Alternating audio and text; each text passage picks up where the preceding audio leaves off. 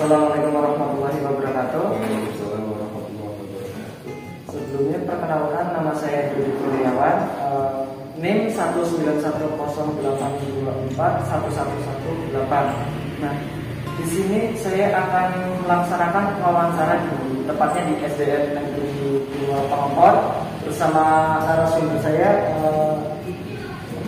Bapak Gani selaku guru kelas 5. Jadi untuk hal-hal yang akan diwawancara itu seputar tentang inovasi pendidikan di SDN Negeri 2 Pengempot, baik dari kurikulum, pembelajarannya, dan bagaimana sih persiapannya tentang hal ini. Yang pertama yaitu terkait kurikulum yang digunakan di sekolah ini, itu menggunakan kurikulum apa gitu?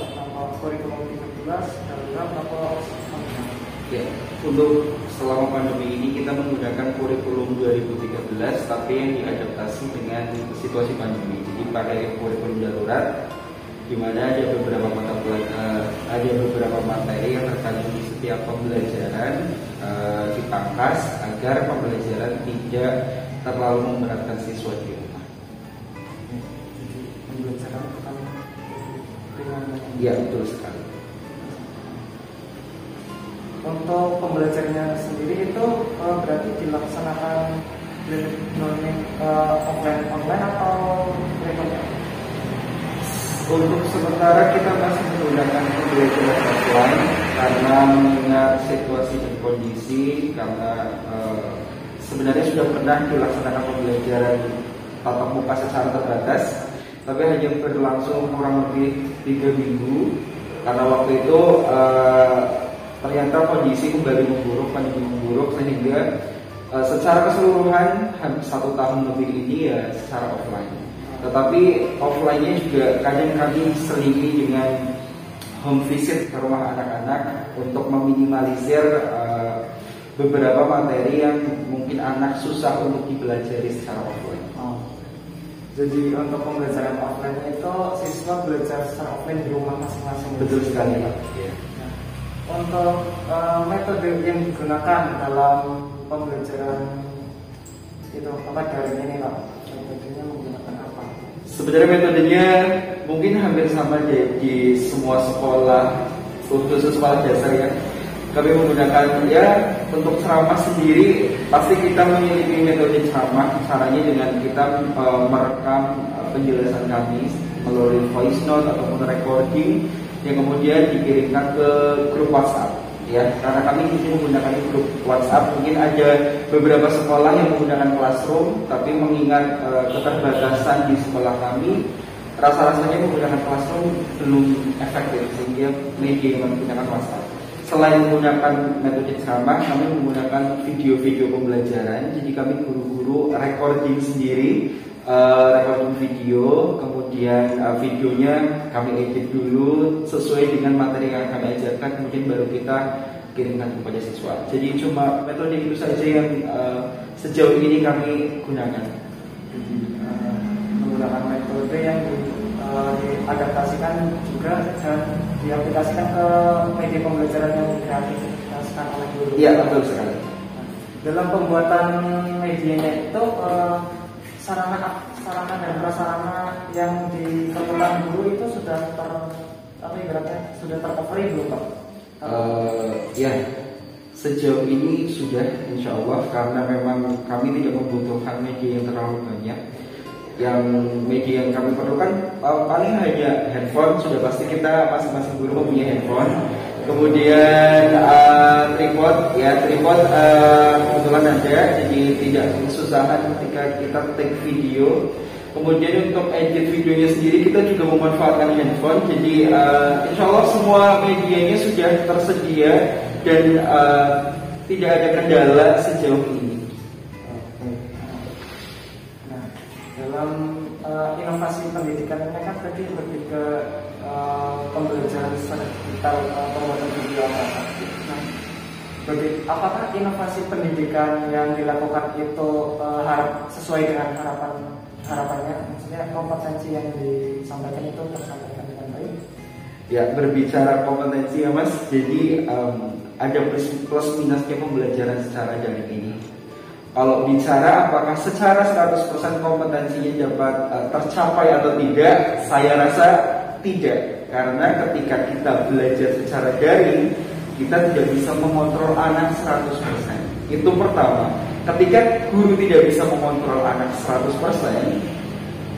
guru tidak bisa memetakan anak mana yang sudah paham dengan materi, anak mana yang masih membutuhkan bantuan, karena guru pun sebenarnya memfasilitasi itu. Guru selalu bertanya ketika jam-jam pembelajaran, adakah materi yang belum dipahami? Tetapi tidak semua anak aktif merespon treatment yang kami berikan seperti itu.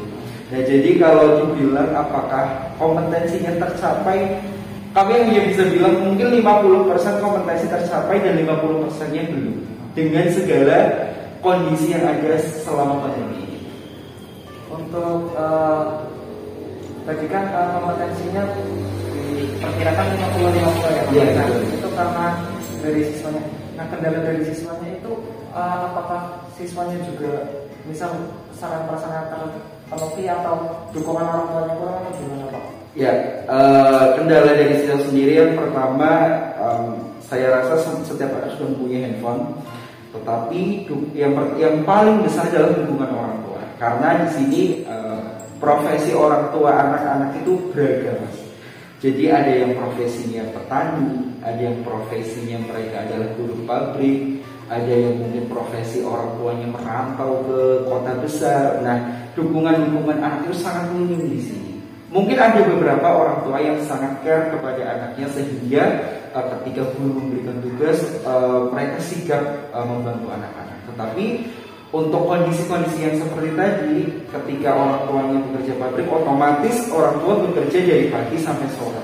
Sedangkan jam-jam pembelajaran itu efektifnya kan pagi seperti pembelajaran secara normal.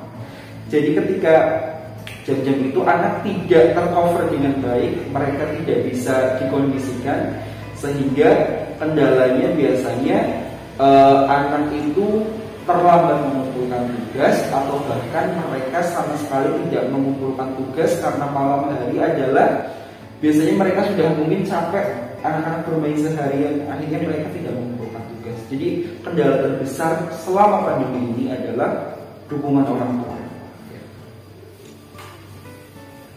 Untuk selanjutnya yang tentang ANBK, Asesmen Nasional Berbasis Komputer. Berbasis kompetensi. Oh ya, berbasis kompetensi. Bagaimana sih persiapan dari sekolah atau khususnya bahkan Mas Bima? Ya. Untuk persiapan dari ANBK sendiri sebenarnya ini adalah hal baru di sekolah dasar. Jadi persiapan kami jujur belum maksimal.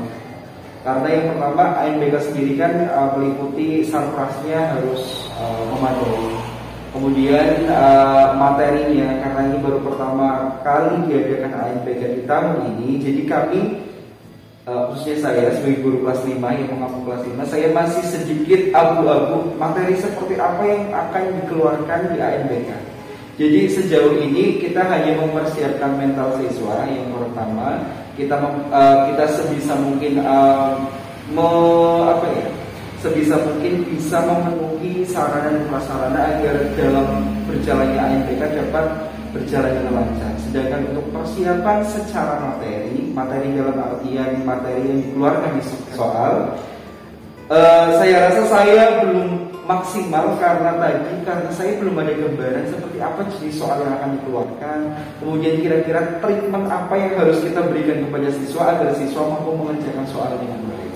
Pun ketika kami mengikuti kegiatan BIMTEK ataupun rapor dari pengisi materi itu memberikan masukan bahwa sebenarnya titik ANBK itu tidak menitik beratkan kepada hasil siswa. Jadi kita jangan terpaku harus mendapatkan nilai baik seperti UN misalkan gitu, Mas. Jadi biarkan anak mengerjakan sesuai kemampuan mereka sendiri, karena hasil akhirnya bukan nilai kuantitatif, tapi hasil akhirnya adalah nilai kualitatif, di mana nanti hanya berpengaruh kepada mutu sekolah itu sendiri, ditujukan kepada kompetensi, ketuntasan kompetensi siswa. Jadi sejauh ini ya saya hanya mempersiapkan mental siswa, kemudian saya hanya berlatih mengajarkan anak untuk menggunakan teknologi seperti laptopnya, sedangkan dalam materi saya tidak menitik beratkan terlalu banyak materi. Takutnya anak terbebani mas, karena yang pertama kadang ketika anak mengerjakan dengan laptop itu kan hal baru ya. Anak itu nulis mencari huruf A misalkan itu mereka masih lama banget, apalagi kalau ditambah mereka dituntut harus bisa mengerjakan soal itu, mungkin malah itu akan menjadi kendala dalam ANPP itu sendiri seperti itu. Itu merupakan hal baru. Hal baru ya, ini baru tahun pertama. Kurang lebihnya dari